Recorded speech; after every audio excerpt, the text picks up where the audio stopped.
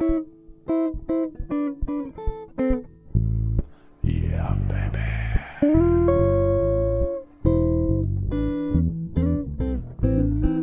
You gotta mix it, fix it. When you go to eat your cereal, you tricks it. Too many people trying to mix it, licks it. Well, I saw you down on the corner store. I seen you there many days before. I wondered, my, what the little fly boy like you doing hanging out with the goons in town. Oh, saw you by the liquor store. I asked you what you been down there for. You said I ain't got nothing to do with my time, so I'm committing petty crimes. And I walk down the streets through the city, flocks and geeks. I see people walking around, beating beats, beat diddy that, diddy do, and you say, what's your name? Where you come from anyway? I go to school to study education. My friend, it's such a thrill, it's such a high elation. You see, when I get to the top of the investigation, I'm about to Good let you down. morning. This is Brian Betts, the host of Faith Over Breakfast. But more importantly, I am with our wonderful pastors, Pastor Eric Cepin and Pastor Andy Littleton. Good morning, guys. How you doing? Doing good. Doing well. I'm glad you're both doing well. Drinking your dirty chai tea latte and Got my Whiskey Town biscuit. Whiskey Town biscuit in my mouth. Yeah, Wow, that's good. it is good. It's delicious. And if you want half of mine, I have not taken a bite of. I don't know if you're hungry. It's delicious. No, it's a lot of food for me in the morning. Are you not a lot of food in the morning guy? I should be probably, but I'm not. I'm on this to tell everybody. I'm on this blood pressure medicine since some issues of last year where I was on this really good weight loss thing going into that. So I'd lost 20 some odd pounds or whatever. Nice. And then I started taking this beta blocker, and I barely eat anything, and I'm gaining weight. So I have an appointment with my doctor soon, in the next month or so, to kind of figure out if I can get off of this now that the other issues are over. Yeah. Man. So, and get back to actually losing weight. So. Man. Okay. Well, Yeah, it's very frustrating. So Yeah. if you're a doctor and you're listening to us, and you want to give me free advice, faithoverbreakfast@gmail.com. Yeah, that's awesome. There you go. Yeah. We'll be praying for you. Yeah, well, and while you guys talk, I think I'll look at our statistics and give us, how many people from Japan are listening to us. Yeah. And how many new listeners we have and all that good stuff. I forgot to do that because Brian was telling us about some important things about his life that can't be shared on air. But One of which that can be shared on air is that this is the end of Brian's day. So this is Faith Over dinner for Brian. He's worked all night long and he's here. So we used to have a little sound effect that we would insert a train that when Brian had a thought, but from now on, we're going to use that sound effect to wake Brian back up. So no more profound moments that you miss by me because of the train. Now they were so profound. Yep, every single one. Mm-hmm. Yeah, I should be the pastor. These two should be those. No, sure, man. But I really appreciate that comment. You do whatever you need to do. We once felt that way about being pastors too, right? Well, maybe, I don't know. I know. No, you were always terrified. You knew too much growing up. You knew too much. Well, and I just prefer to be the pastor's best friend because you got no responsibility and you get to cheer him on and make him better and go home. That's what I always prefer. And nobody calls you at night. That's why I'm the host. Yeah, that's why I wanted to be like an outreach guy or something. I'd get to do cool stuff while some pastor made all the hard decisions. That's right. Dealt with all the sticky stuff and, occasionally be on stage, get your word out, but you don't have to shepherd anybody. Oh, yeah, really, right. Yeah. Right, I like to shepherd the chairs and the microphones. I'll lead the small group, but if I have problems, I'm going to come to you and say, I got problems with people in my small group. Right. What can you do about it? And be able to ultimately just pass blame on the other. If it's all going south, go, man, we need more good pastors these days. Yeah. Or even when you hear the complaints about the pastor, you're like, yeah, I know. I mean, I think I can talk to him about it. I totally see that too, yeah. Yeah, I'll look up for you.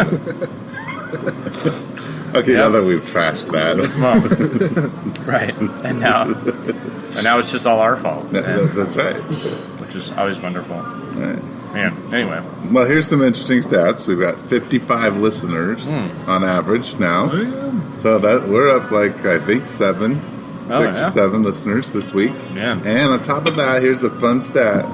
5 Faith Over Breakfast podcasts are listened to every day. Every day. Every day. Every day. Somebody at least downloads or streams part of our podcast or views. And over the last 5 days, 40 listens in Tokyo. In Tokyo. Man, are they like they're number 2? They're still number 2. They're sitting at number 2. Man, actually, Burnsville, North Carolina. Yeah. Who's at Burnsville? I don't know. Somebody. Wow. I've got family, but I doubt they're listening. They are Burns. not listening to me, I promise. Yeah, and Santa Clara and Gilbert and Georgia, Peoria, Arizona. Walnut Creek. You know anybody in Walnut Creek? Yeah, hi Ryan. Hey Thanks Ryan, for listening, it's Ryan. good to see you. Good to hear you. We do have the ability to see you, by the way. Yeah, So you know. yeah, we're watching you. Yeah. Just like Tokyo can watch us. But, That's right. So today's topic is about the events that happened this past weekend in Charlottesville. Yeah. And there's been a lot of conversation. Some of it healthy. What I've seen, most of it not. All over Facebook, Twitter, and I was curious about whether you,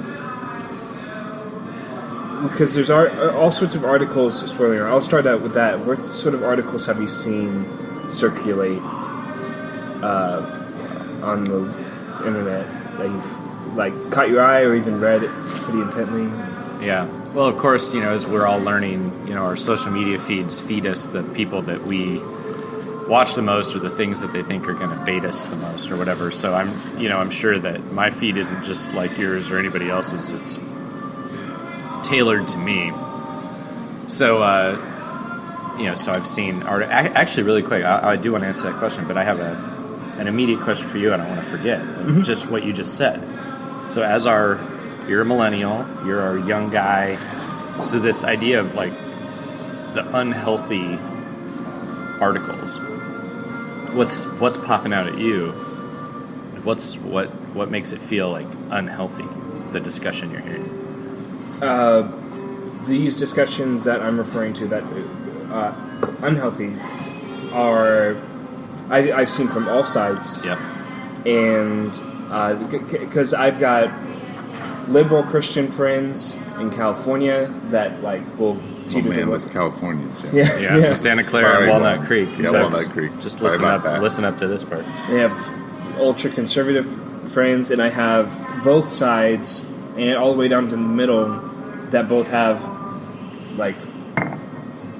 Christian views. They're influenced in one way or another, whether that's the driving force, or even not, and it's completely just atheistic, and they have a specific view. And so you got the whole spectrum. I have this entire spectrum.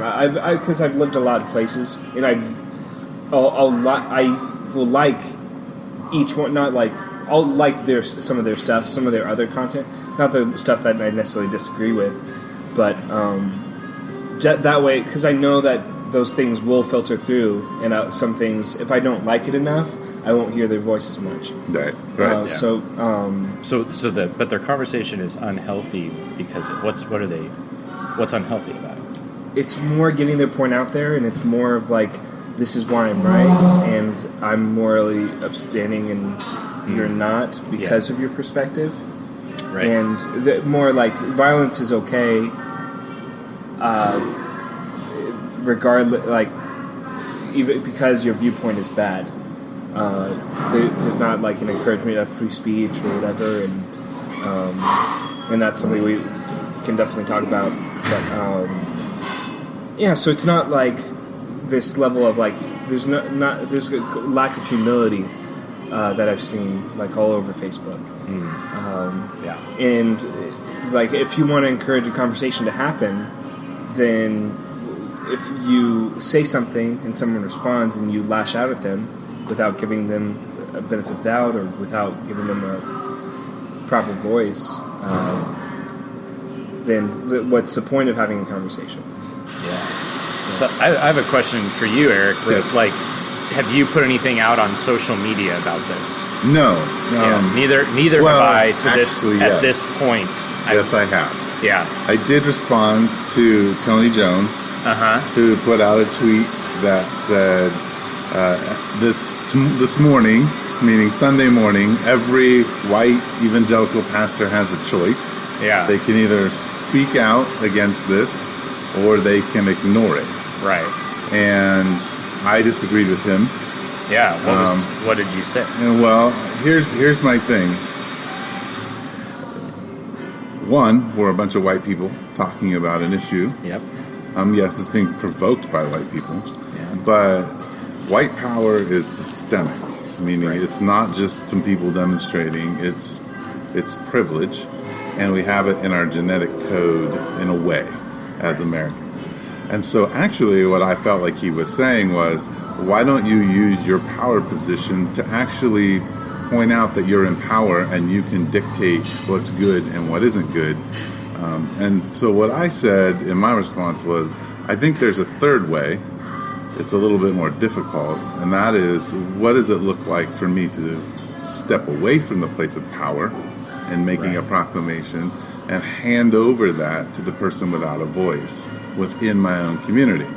So that may not actually mean my pulpit. For me, literally what it meant was that afterwards, we do actually have a number of African American people in our community and Hispanic people, Puerto Rican, people from Japan. And so I just went and sat with one of the couples and said, like, why don't we talk about how you've experienced racism, what's going on right now? And it was, beginning to allow their voice to be spoken and let me hear it, because there's a lot of fear. Now, my community, I would argue that even though there's a lot of poverty in it, it's still a community of privilege, even in the sense of our the people who are minorities are well educated, have master's degrees, they're engineers. But to hear them talk about what it means to have a child, right? Is that there's a fear that like my whiteness does not have. I don't. People who are white usually don't sit around thinking, if I have a baby, they're going to experience this. They're always going to be at risk. There's going to be a whole set of people in my country who hate me, who hate them. And just the fear that generates, and so I think we have to begin to think as pastors, as white pastors, before we begin to say, oh, I'm going to make a statement of I condemn this from my pulpit, is how do I actually secede my power to someone else to make that statement? Because that's a bigger statement for me to give up my power and to allow someone else to make that statement to the whole community who doesn't have power, and to give that away. And it's a lot of undoing. Yes, of course I condemn what's happening. But, for me to say on a podcast, I condemn this, or to stand with 1,000 white evangelical pastors and say we condemn it, that's important. Right. But then if we go sit down and we don't listen and we don't secede our power and we don't realize how much privilege we have, it's useless. It really is useless. Yeah, and I'm so far I haven't put anything on social media. I'm going to share something from my perspective later today, which I always kind of struggle with, because I'm like, man, so many like really wise people have said some really good stuff, like, but I was encouraged by someone in the church that they would really like to like have their pastor's leadership on this, and so I'm really thankful for that. It was a reminder to me that people are looking to me to say, like, how do we think this through? I forget. Sometimes I still view myself as like, I just barely became a pastor, but no, these people have been walking with me for years, and I need to. I have something to offer, and that's something I forget. But yeah, it's social media is so fraught. I'm so hesitant to do this kind of stuff because, like the other day, my wife put up something about how the owner of Jimmy John's is a big game hunter. Yeah. And, it got super sideways with friends and stuff. And I went and talked to her and I said, hey, because my wife loves animals. I mean, like, our backyard is a farm, and every bug that walks through is, oh, look how cute, And so I know where she's coming from. She likes Jimmy John's sandwiches, and the thought that the owner's going around shooting elephants and stuff really bothers her. So, but then you got into all these big moral arguments, and people, nobody knew her. Like, they're people who weren't listening to her, they weren't hearing her, they don't understand her. They were just blasting off being right? And it wasn't even nearly as bad as a lot of blow-ups I've seen. It was minor compared to normal, right? Very minor. But you get this thing because we're, something about being behind a screen, and I think we love being right, and I think we love being right for the world to see, and something about Facebook and other social media outlets just, and it starts to feel, I feel sometimes like, as a pastor, like what you're supposed to do, what the going feeling you're supposed to do is like put your social media post out there, show that you're a good pastor and you have convictions, and then you've done your job. But what you're saying, and I agree with, is like, no, you haven't done your job just because you did that. Mm-hmm. Like, are you? Is this gonna trickle down into how your church actually lives? Anyway, so that's. I wrestle with these things. But anyway, the premise of kind of what I initiated this conversation this time. And it's because I did saw articles, and it was surprising to me. I saw one from Fox News and one from the Washington Post when I got home from, I was in Phoenix on Saturday. I was just there to watch a baseball game, wasn't paying attention to the news. Got home late at night and saw something, about violence in Charlottesville. And so I saw these two articles, and both of them is interesting to me. You got from a conservative news organization and from one that's known to be more of a liberal news organization, and both papers or both organizations had articles come out that said white evangelical pastors need to address this, and it was interesting to me, that this is coming from both sides of the media, and then I saw the quotes of Martin Luther King Jr. about the white moderate as the problem in his day, which I've read letter from a Birmingham jail, and I agree with that, and but it's just interesting that in a day when white Christianity is so,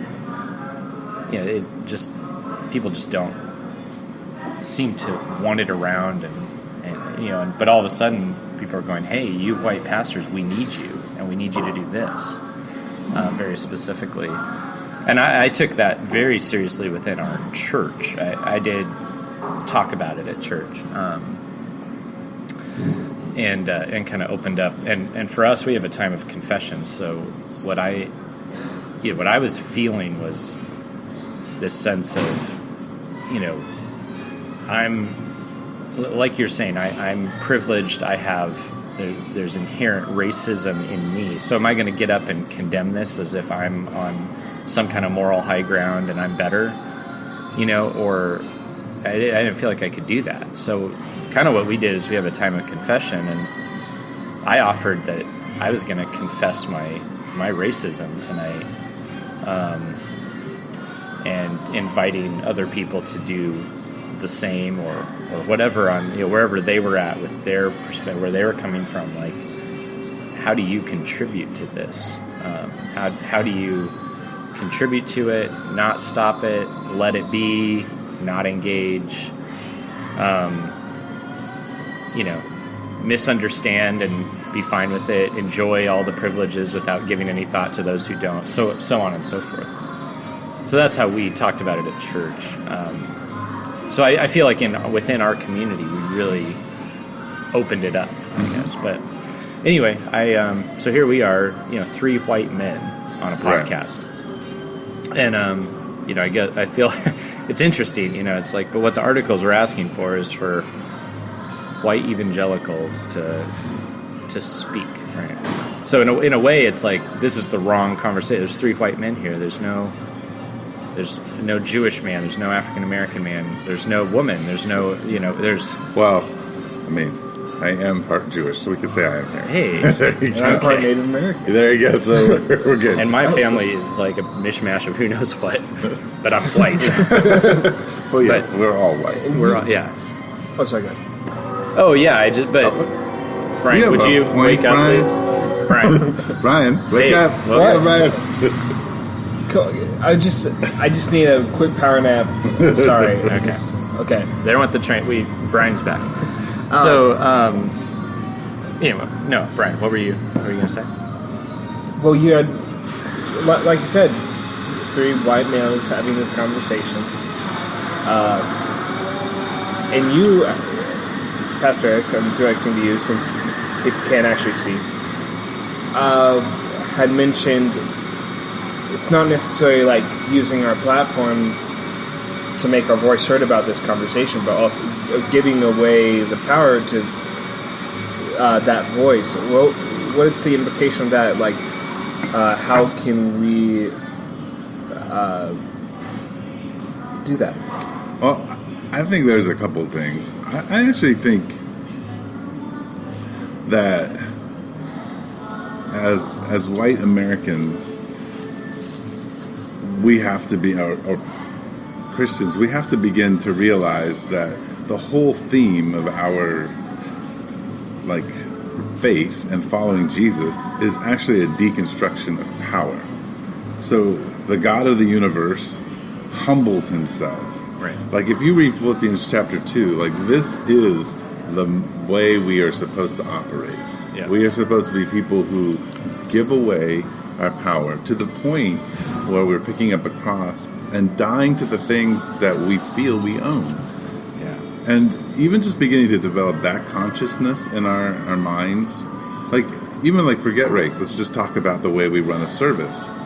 So most churches have a stage, and the pastor stands on the stage. That's power. Right. Even if you don't stand on the stage, you have a mic, which means it amplifies your voice, which means it gives you a bully pulpit. It means that people are forced to listen to you, that you have a stronger voice. 90% of the time, most people don't say anything in the service, so they don't have any input until afterwards. That in itself is a way of controlling what's being said. It's interesting to me that people in your church look to you and say, hey, we want you to say something. I wonder what would happen if you said, I'm actually not going to say anything. You need to say something, and I'll say it with you. Right. Let's say it together. And have them articulate, this is how I feel. This is force them into the uncomfortability of it and wrestle with it. Yeah. Because a lot of times what we do as white Americans, and this is why I think I have a hard time with people saying, okay, evangelical pastors, is that we're giving it to our leaders. We're saying, hey, leaders, you make this statement. I'm not going to do any of the hard work here. You do the hard work. You make this statement. And I think as a good leader, yes, sometimes we have to make statements, but most of the time we need to turn the statement back on the people and say, no, I'm going to actually kind of try to deconstruct my own power, and let's make the statement together. Yeah.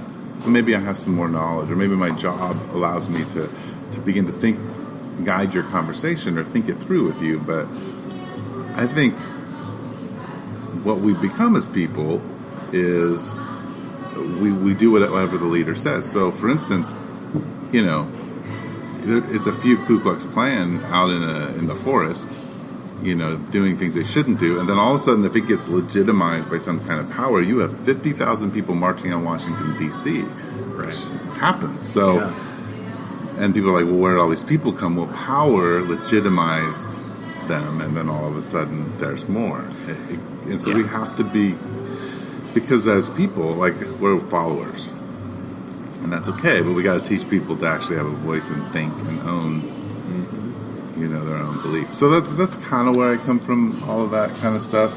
The other thing is I think we need to start reading outside of our little circles. We need to read African American activists, Hispanic activists, who are going to say things that are going to make us squirm and make us uncomfortable, and we need to begin to like internally deal with our own, like you said, racism, but just our own enjoyment of our privilege. Yeah. I could go on and on about this, so I need to be careful that I don't rant and yeah, no, I'm looking something up, so forgive me for a second, Brian. Maybe you can just carry this conversation for a sec. But I had read something from the Reformed African American Network, so I'm looking that up. I wanted to represent it well. That's important. There it is. Anyway, Brian, while I'm doing that, I'm curious. So hearing that, as you've attended both of our churches, younger white man. Yes, millennial. Yes, as we've pointed out. Respond to Eric of like, what are you? Does that sound good, or what are? When you're thinking, what do I need from a pastor right now? Even like, forget what Eric said. Just what would you say? Because Eric, we don't care what Eric says. We're taking his power away from him right now. Because this is. But yeah, like, what would you like to hear, receive, get? Like in a moment like this, when you look to a pastor, what would you hope for? So, considering this podcast is happening so really, really soon after the events have transpired, and we're still learning more about everything, and on top of that, I heard about everything. I didn't start reading about it until last night because of work, because of traveling to California and funerals and stuff like that, and it's been difficult to process everything. And we talked about transparency in the past. Is like I don't know what the answer is. I don't know how I'm supposed to kind of move forward. There's different practical ways in terms of just like being present with those that are suffering, and what I've seen is one of the questions I wanted to ask was that I was wondering if you guys felt obligated to share something, because I know that because of these articles and stuff like that, and they've said that we're all contributing to the problem. Man, I wish I had the post in front of me. Is that? Oh, that's actually what it is right there. Oh, that's what you were looking at. Okay. So, interestingly, on this, the Washington Post article I was referring to was written by an African American guy from the Reformed African American Network. So they shared it. It's an op-ed. He wrote it for the Washington Post. And so, here's a little. Is it okay to insert this? Yeah, real go quick? ahead. Here's a little piece. White Christians will inevitably ask, but what do we do? This question perpetuates the problem. People of color did not create white supremacy. White people did. To ask a racial minority how to solve a problem they didn't create and one under which they suffer only adds to their burdens. And he asks for he lists 4 things. Admit the American church was built on white supremacy. Confess and repent of past sins. Commit to responding to white supremacy with the vigor the problem requires, and listen to black people. So I feel like in a way he's saying what you're saying is like, I want to listen to black people and give them a voice, and he is asking for that. But then on the flip side, he's saying, look, the white church built this. Do something about it. Don't just pass it off to me and us. This is one perspective, right? Right. Well, and bell hooks who's a leftist feminist would disagree, and she would say, look, white people don't know how to not be racist, and if you tell them you figure it out, they're not going to figure it out because they haven't figured it out for hundreds of years.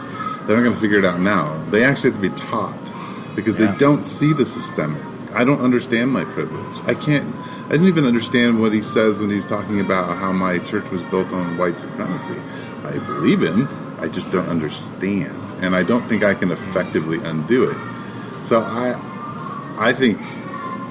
also think, forget what these kinds of things should do for us is not for me to go, even to spend time talking to African American people or Hispanic people. What I got to do is sit with 3 white guys and say, we need to deconstruct our power. We need to understand how our power is flaunted in all the different places and how it impacts people, because it is. I walk into a room, I am 6'3", 260 pounds, white male. Women, minorities, people, that's a power thing, and I have to understand that I just in that impact people, and part of it is my race. Yeah. And because some of my race provides me not to be fearful. Like, okay, he's 6'4" and big, but he's not black. He's not Hispanic.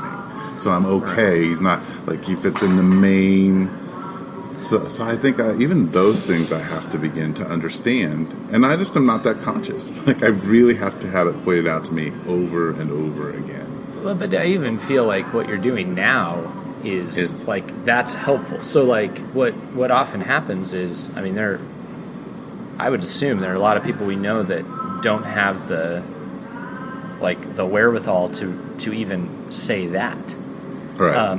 Okay, and so, like, in a way, like, I mean, you just took over the mic, man. I did. I'm sorry. I really am.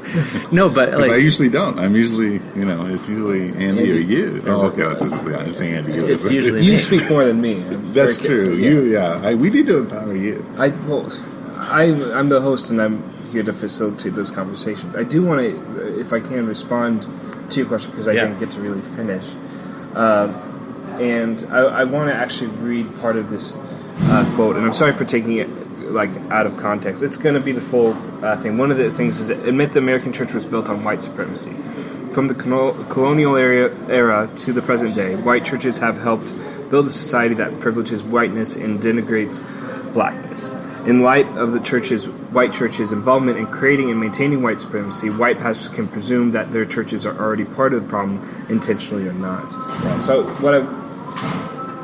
what my hope is that leaders would be there to be like, allow for their members, like myself, to be transparent. Be like, this is something I don't get. Aspects of that I do understand is that, like, I don't have to worry about eventually my kids like going because of the color of the skin to different areas. Like, what are the implications in terms of society? It was like, my kid's not black. No one's gonna like look at him if he has a hoodie on or whatever. Right. So those things I understand. But in terms of a lot of my friends white friends who've never looked at someone of another color negatively in any sort of way, never devalued them. So in terms of that being like a part of the problem, it's like the imposing this thing is like, even though they've never done anything, and when there was an opportunity to like stand up for someone of color, they've actually taken that. So it's not a lack of passivity either. So there's this concern that there's like this thing of, because one issue that I've always had for my entire life is that, like, my favorite word, like 2 words, is I'm sorry. It's just like, I've taken responsibility for. I feel like I have to take responsibility for things I've never done, and I've always like, part of me has always striven, like, part of me values that. Part of me has striven not to be like step back. It was like, okay, this is something that like I didn't do. This was not my fault. This is something that someone else had wronged me, and I'm not. So, like, trying to differentiate so I'm not putting on this, in a sense, sin that I don't have. I'm not saying that I'm not racist or don't have that, because I definitely can be part of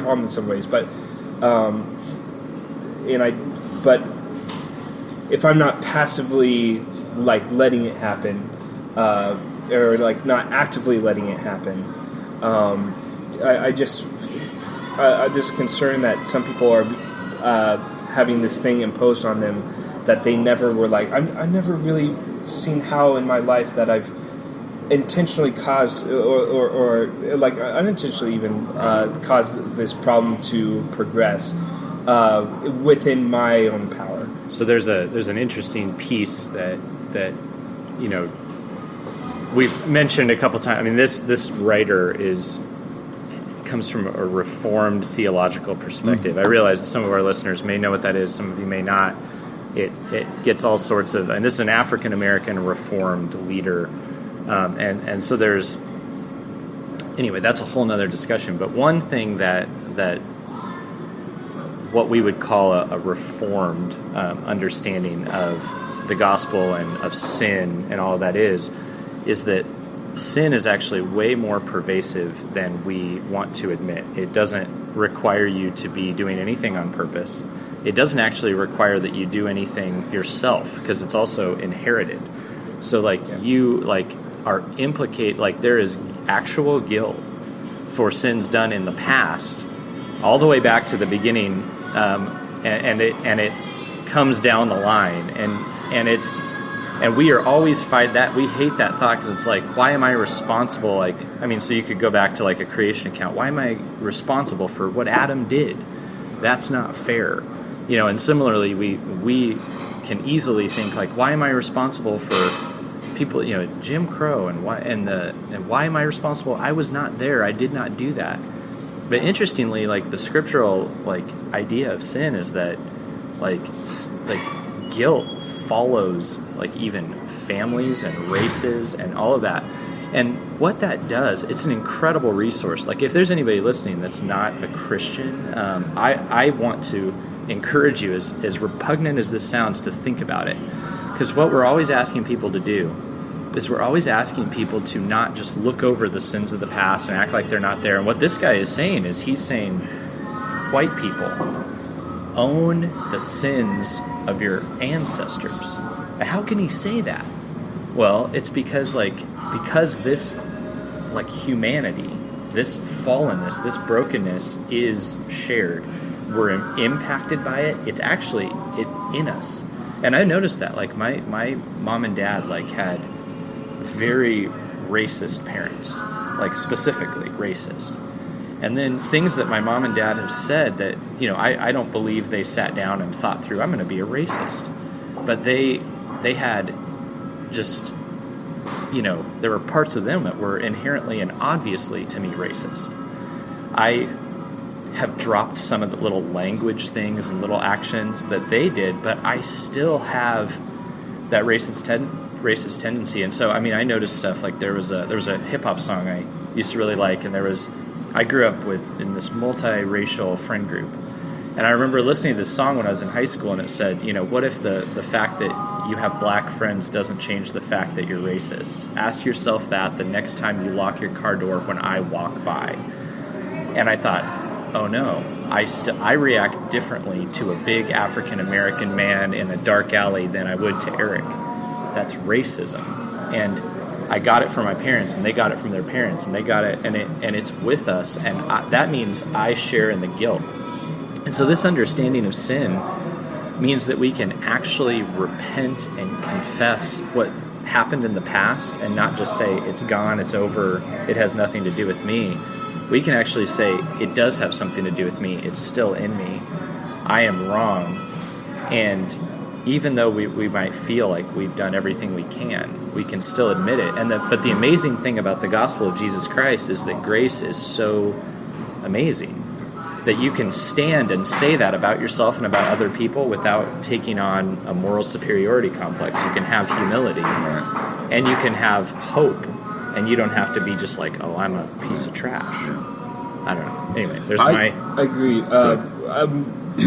I think in terms of spiritually, that that's I fall in line 100%. And then there's this this aspect of culturally I'm part of the problem. that's where I'm like in terms of like, politically I'm part of the problem. That's where I'm like, I don't feel like I'm not. I don't feel like I'm part of the problem as a result of that. But spiritually, of course, at the end of the day, yeah, those relationships, like a relationship with me and one other person, could have have a ripple effect to where it does impact the culture. It does impact. Well, and an experience I had so I invite you to consider this experience. So I lived in Chicago, on the south side of Chicago. I was one of the only white people in the area. And, when I got there, I wore baggy pants. I wore, athletic shoes. I had a big Mark Echo, big jacket, and I wore a beanie because it was super cold. And I remember walking down the street one day, and I never was afraid of the police. I was afraid of a lot of things, but I wasn't afraid of the police. And I remember there was a kid walking down the street. What's he wearing? Like, not a kid. I mean, I'm in my early 20s. This guy's about the same age. He's wearing a big jacket. He's wearing a beanie, some slightly baggy pants, and some athletic shoes. And a cop car pulls up right next to both of us on the street and strip searches him. And I was watching it because I was just standing there, and then they let him go. They didn't find anything. And the way he reacted to it was like, this happens all the time. He wasn't surprised. He wasn't shocked. He just let it happen. And then he kind of went on his way off to the bus stop. And I went on my way to the bus stop. And it dawned on me, there's one difference between me and him. The color of our skin. And so, and I didn't speak for him. I didn't, I felt, what I actually felt was relief that I didn't have to deal with that. And so it's like, when you're faced with that, it's like, oh man, I stood by. I felt good. That's racism. That's me. That's the system. I'm part of the system. I'm part of the cultural. There was so much there, and that was just one incident, Right. What were you going to say? I cut you off. No. I think for me it's hard, and I think we have to use the word racism, but I don't like to philosophically. I like the word power, partly because within the United States, every minority has its own journey. Yeah. And it's very different. Yeah. The African American community was brought in through slavery. Yeah. And then each one has a different kind of experience of things. But when I think about it, I like to think about it in the context of power for two reasons. One, there's a guy at our church who I asked him, he's Puerto Rican, I asked him, well, tell me some of your experiences of racism. Well, he said, oh yeah, I've experienced a lot of racism. But he grew up in an African American community. Yeah. And they were brutal to him. Yeah. Yes. Yes, Brian, what was that? Brian, pay attention. He's saying something. I'm saying really something really important, Brian. And I'm in power right now, and I want my power, please. Did you say something? Yeah, exactly. Well, that's a good another thing that to speak about racism or whatever is not to say that's something we can't do, and I don't think this right. guy would ever say in this article would be that the very people who are being victimized now cannot also perpetrate. Right. And I think that, but in our culture, I don't know how. If you look at American history, you have Madison and Hamilton, who started the extremisms. Right. And they were great friends. They ran into some issues, and they began to run political campaigns that were extremist. Yeah. And ever since then, the Constitution is the only thing that's kept us not extreme. Yeah. And it's in the nature of who we are as people, is Americans. The other thing is, the reason I like to talk about is power and not racism is because I think what I don't like is I don't like being called to be an activist, because I don't think the role of a pastor is to be an activist. The role of a pastor is to be an advocate. Yeah. Which I like your story. Yeah. Because you would not be an activist to right. step in. You would have been an advocate. Yes. And we really need to figure out how, one, we can advocate for people who are not in power, and two, how do we give that away too? Right. How do we give our own power away? Right. And be people who listen. We have to listen and learn. Yeah. And be humble. We have to say, no, I didn't know that. I need to think about that. I need to process how that impacts the people around me. And I think that's really good. And there's some people out there that you might not think of as like fighting racism. When I was in Chicago, there was a pastor named Wayne Gordon, and he was at a church called Lawndale Community. And what he did is he came in and he became a football coach and he became a pastor. But then he raised up his football team and he discipled them and he gave them the church, and they run the ministry in the community. African American men that he invested in highly, and then there's a whole community of folks that they've invested in, and he gave his power away. If you go back to Lawndale, it's, of course everybody knows who Wayne Gordon was, but you'll see all sorts of African American leaders in the community. It's beautiful. And then I mentioned I got to be in a Q&A with Mark Dever recently, and he has along with him multiple young African American men he's discipling to be pastors. And he mentioned that one of his big goals right now is to bring more African American scholars into the Christian community. And so you see that, and it's like, you don't tend to think of that. You don't think of those guys as like activists, but here they are investing and giving authority, power, scholar, seats of authority and institutions to these folks, and so that I see that and I'm like, man, that's the fight. That's that there's a lot of things needed, but that's something that's going to really impact us long term, is that kind of investment.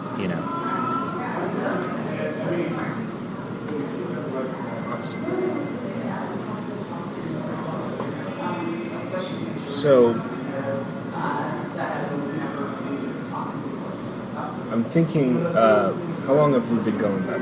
I don't know. How long has our podcast been so far? I have no idea. It's been, I don't know. I don't have the timing on there. 1369.3 bar, whatever that is. I'm thinking we're at about 40 minutes. Gotcha. Okay. Just figuring out how long we want to Well, do you have any other questions for us? Yeah, can you bring up the article one more time? Yeah. It might be based off that. I'll go past something else. I mean, this is quite the silence we've given you all on the other end of this podcast. But when you have breakfast, there are sometimes those awkward silences, where you're just like... When you're with friends and you're like, I just don't have anything more to say about that right now. Yeah. What do you think... I know that you have members of your community that are of different races as well.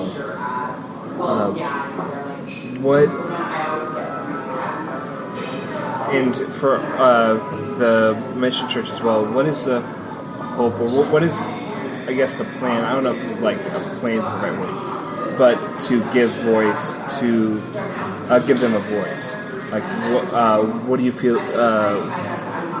What do you think the solution is, or the best way to go about it, to where they do feel like their voices are being heard? Yeah, I'll say we've had this discussion, and what I feel like what I'm hoping for, and what is a deep relationship. And I'm talking about just.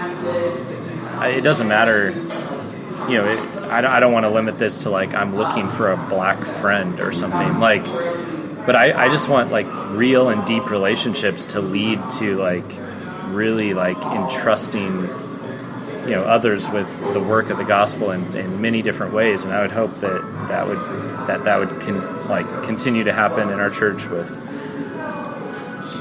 African American folks, and then with every other race that exists. I mean, here in Tucson, it's you've got Hispanic and all sorts of versions of Hispanic folks that come up through the border for different reasons, and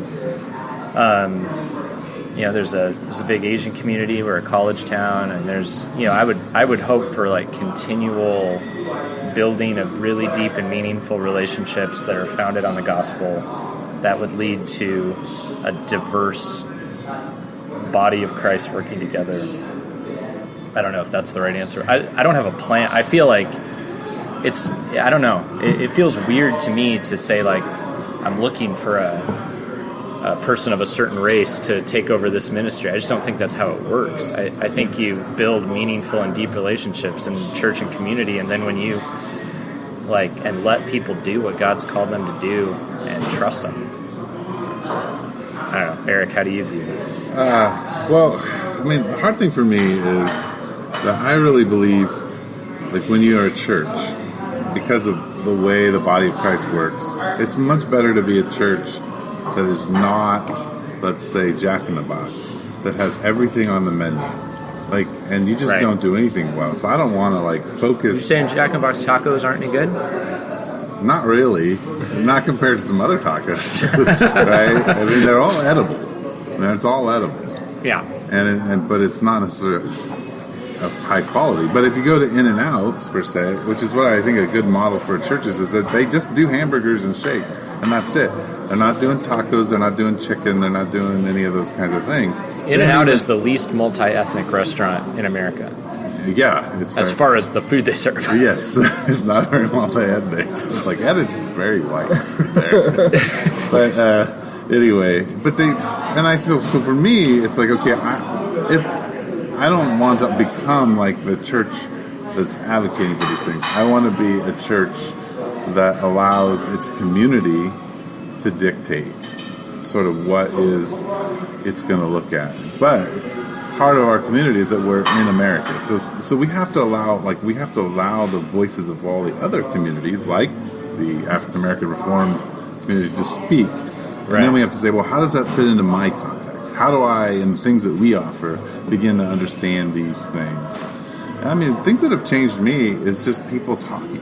When people honestly talk about their experiences of being white, of being Puerto Rican, of being Japanese, of being, a follower of Jesus, like my daughter, for instance, and then a completely, leftist school where she goes. Like, what does it mean to follow Jesus in that school? She's a minority. Hearing her story is fascinating to me. Yeah. And so we have to listen. Listening is what changes. If we listen to change, we'll change. And I think that should be the call to all pastors, is let's create listening communities and not communities that think they're right. Yeah. Like, we really do, in our theology and the way we've split ourselves, believe that right is important because it protects you. It gives you, if you're not right, what will happen? Everything's going to go to heck in a handbasket. Yeah. I don't know if I can swear on air or not. I think I already did in the first podcast. So yeah, go ahead. It's fun. It's fun. All the cool new podcasts are doing it. Yeah. So culturally relevant. Yeah, we're not doing that. We are not going to be bad Christian. We're going to only be semi-bad. Semi-bad. I mean, we'll say heck in a handbasket. Yeah, we're reformed, right? So we're already bad. So it's we're aware of that. So I guess I don't know if we've given you much of a that's perfect. Plan. I mean, because I think we need to pray. We definitely need to pray. I also agree. Like, I would say one thing. Like, I don't think unity, like, necessarily means like every church needs to be like just uber multiracial, like, or everything's exact. Like, I don't think like our African American brothers and sisters are gonna like really click in like a South Korean Presbyterian setting, like, and so it's like I think that what we can do is like accept and celebrate and team up in many different ways with folks who are different than us, but also understand that like every church is like, I tend to talk about, like, I think we should have a lot of little small churches, and we've talked about this before, that meet all sorts of nooks of society and then have a deep unity between them. Yes. Yeah. That is your and my vision for the world, but nobody agrees with that. Which is like, imagine, like, in the restaurant where like it's like going down 4th Avenue and in the Indian restaurant. I don't think there's an Indian restaurant anymore, but it's like there'll be like the little restaurant that's Peruvian or something like that, and it's like, and that's beautiful because the streets are lined with all these different types of places that are working in unity. It's not that one attempts to be everything, right? And so that is a very uniquely American experience. Yeah, that is a very uncommon one. Yeah, absolutely. And so I think diversity and worshiping in diverse ways is good, and part of how we can embrace that is to just fully support what somebody else is doing down the street. Yeah.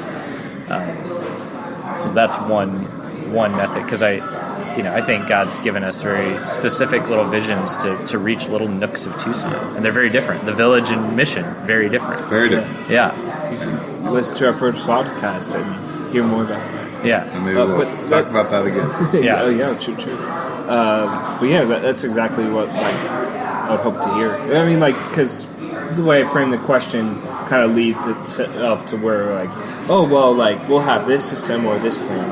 And I don't think that's a desire that we want to, have this, specific plan. And I was okay, if we do A, B, and C, and D, and then this will happen or whatever. They're so they just, fit into part of this plan rather than having an essence of humility and also the sense of just we're just really glad you're here and are a part of this. So Yeah. Well, I think we've explored this. Yeah. I don't know. Any concluding thoughts, Brian?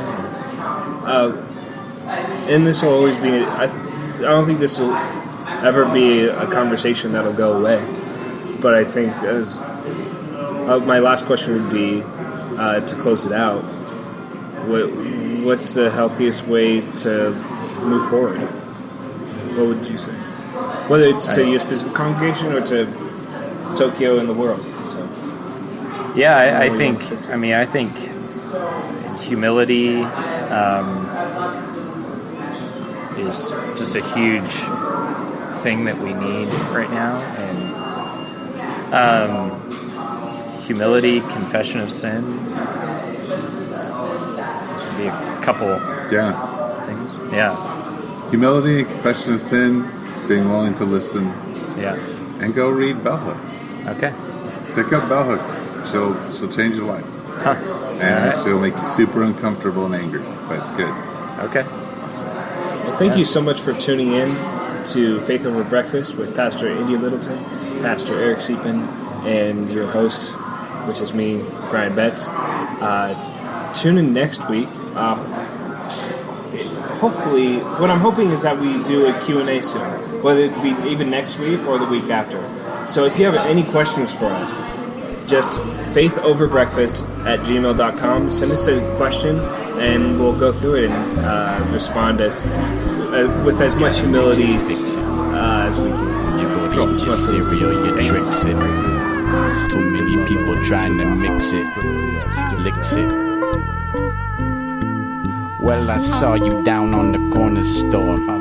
I seen you there many days before.